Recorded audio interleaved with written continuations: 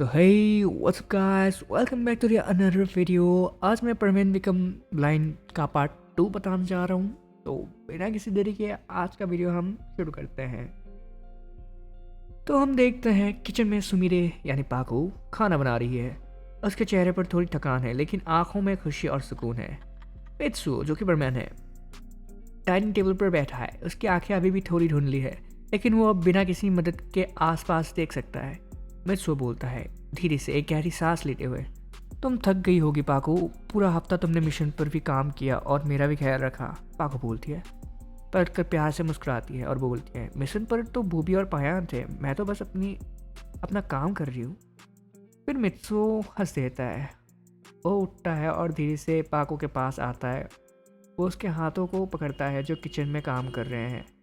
मित्सु बोलता है, मैंने ये 5 ने अंधेरे में रहकर एक बात सीखी है, हम सुपर हीरो हैं। हमें लगता है कि हम सब कुछ खुद से कर सकते हैं, लेकिन जब मेरी रोशनी चली गई तो मुझे रियलाइज़ हुआ कि मेरी सबसे बड़ी ताकत तुम हो, तुम्हारी आवाज़, तुम्हारा सपोर्ट। पाको बोलती है अपना हाथ छुड़ाकर उसका गाल पर हाथ रखती है और बोलती है, और मैं हमेशा सोचा करती थी कि अगर मैं थोड़ी तेज़ होती, अगर मैं तुम्हारी तरह शक्तिशाली होती तो मैं अकेले ही सब कुछ कर सकती थी। लेकिन तुम्हारी कमज़ोरी ब्लाइंडनेस ने मुझे सिखाया कि मुझे तुम पर भरोसा कितना है। मैंने बिना घबराए तुम्हें आँख बनना सीखा। हम अकेले हीरो नहीं हैं मित्सु, हम टीम पर मैन हैं। मित्सु बोलता है, टीम पर मैन, मुझे ये नाम पसंद है।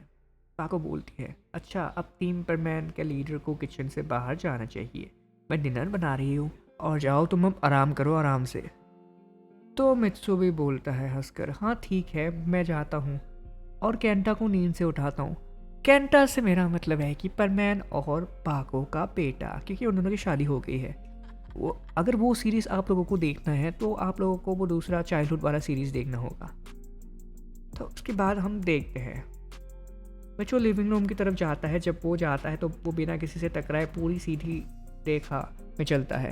अंधेरे में चलने की आदत अब उसकी नई स्किल बन गई है। सुमीरा मुस्कुराती है और खाना बनाना शुरू करती है। फिर हम देखते हैं थोड़ी देर बाद रात के 8 बजे डाइनिंग टेबल पर पूरा फैमिली डाइनिंग टेबल पर बैठा है। केंटा यानी परमैन और पाको का बच्चा और बूबी और पायान डिनर कर रहे हैं। केंटा बोलता है, पापा आप ठीक हो गए, मुझे लगा कि आप अब हमेशा के लिए ऐसे ही हो गए हैं। मित्सु बोलता है, नहीं बेटा, अब पापा की आंखें ठीक हो रही है और ये सब तुम्हारी मम्मी और तुम्हारे भाई बहनों की वजह से हुआ है। पायान बोलता है, मैं और बूबी थे मित्सु, हमने 2 बार पावर स्टेशन की चोरी रोकी। बूबी भी बोलता है, हाँ हाँ। तो उसके बाद सुमीरे छोटे बच्चों को टोकते हुए, तुम दोनों ने बहुत अच्छा काम किया, लेकिन परमैन के ठीक होने के बाद अब हमें कल से एक नया रूटीन बनाना होगा। मित्सु बोलता है सीरियस होते हुए, हाँ हम सब मिलकर काम करना होगा। डॉक्टर सेन ने हमें सिखाया कि वो एक ही बार में हमारे सबसे बड़े हीरो को घायल कर सकता है। आगे से हम 2-2 की टीम में जाएंगे। पायन बोलता है, ओके ठीक है। फिर उसके बाद मित्सु बोलता है, पाको और मैं हमेशा साथ रहेंगे, तुम्हारी आवाज़ अब मेरी रेडार है। सुमीरे हम मेन मिशन पर जाएंगे। सुमीरे बोलती है, ठीक है ज़रूर। और पायान और बूबी तुम दोनों उस शहर के छोटे मोटे क्राइम को बचाया करो। तुम्हारी डबल ड्यूटी अब तुम्हारी परमानेंट ड्यूटी है और अब तुम और ज़्यादा ट्रेनिंग करोगे। ठीक है। फिर उसके बाद सब हंसने लगते हैं। फैमिली का मूड हल्का हो जाता है। केंटा खाना खाते हुए परमानेंट मास्क पहनता है। केंटा बोलता है, मैं कब हीरो बनूंगा। तो मीरा बोलती है, जब तुम बड़े हो जाओगे केंटा, अभी तुम्हें बस खाना खत्म करना है।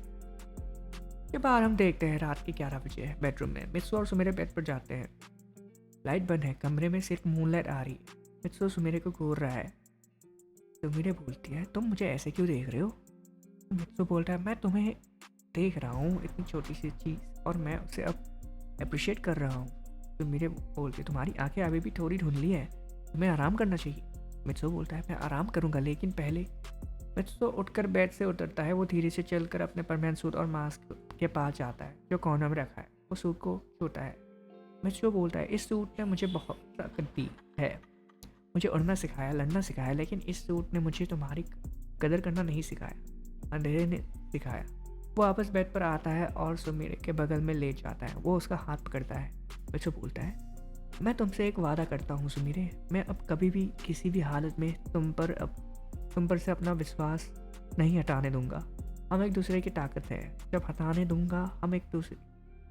मेरी आंखें काम नहीं कर रही थी तो तुम मेरी दुनिया थी, अब जब मेरी आंखें वापस आ रही है तो मैं अपनी दुनिया को और ज़्यादा प्यार करूँगा।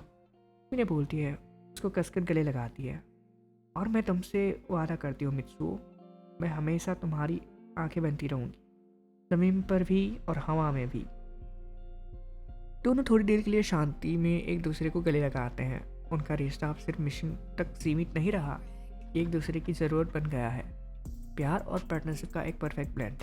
उसके बाद हम नेक्स्ट सीन देखते हैं।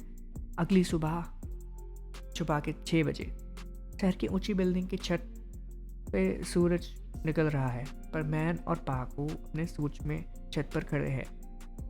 परमैन बोलता है मार्क्स ठीक करते हुए, तुम तैयार हो पाको? पाको बोलती है एकदम कॉन्फिडेंस से, हमेशा, लेकिन इस बार हम एक नए तरीके से उड़ेंगे।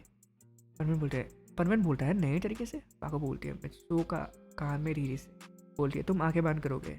परमैन बोलता है हैरानी से, क्या तुम पागल हो? फिर पाको बोलती है सीरियस होते हुए, नहीं, हम सिर्फ कुछ सेकंड्स के लिए अपने इंस्टिंक्ट्स पर भरोसा करेंगे।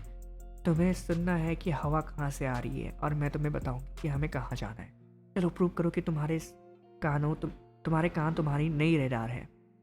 परमैन थोड़ा हिचकिचाता है, लेकिन सुमिरे की आंखों में देखता है। वो एक गहरी सांस लेता है और आंखें बंद कर देता है। परमैन बोलता है अपने आप से, ठीक है मित्सुओ, तुम कर सकते हो। पाको बोलती है उसके बगल में आकर, अब उड़ जाओ, सीधा उड़ना। परमैन, मैं तुम्हारे बिल्कुल राइट साइड में हूँ।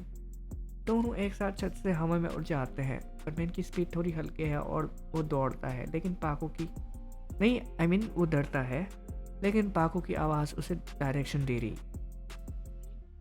पाको बोलती है थोड़ा लेफ्ट लो, नीचे पैर है। परमैन अपने हाथों को हल्का सा लेफ्ट मोड़ता है। वो हवा की आवाज़ और पाको की सांस की आवाज़ सुनता है। परमैन बोलता है मुझे सिर्फ आवाज़ सुनाई दे रही है, मैं महसूस कर रहा हूँ। पाको खुश होते हुए, हाँ परमैन, अब ऊपर चलो और तेज। परमैन अपनी स्पीड पर आता है। वो बिना देखे सिर्फ पाको की आवाज़ और अपने इंस्टिंक्ट्स पर भरोसा करके सूरज की रोशनी की तरफ उड़ जाता है। उसका चेहरा हवा से टकरा रहा है और उसके चेहरे पर अब भी किसी की तरह का दर्द नहीं है। परमैन बोलता है आंखें बंद करके जोर से चिल्लाता है, मैं उड़ रहा हूँ। पाको बोलती है उसके बगल में मुस्कुराते हुए, हम उड़ रहे हैं मित्सुओ। थोड़ी देर बाद परमैन धीरे से अपनी आंखें खोलता है।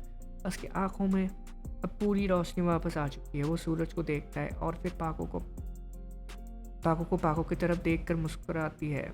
पाको भी देखकर उसकी तरफ मुस्कुराती है और दोनों एक तेज रफ्तार में सूरज की तरफ नया जोश के साथ आगे बढ़ जाते हैं। न्यू परमैन अब वापस आ चुका है, लेकिन वो अब अकेला नहीं।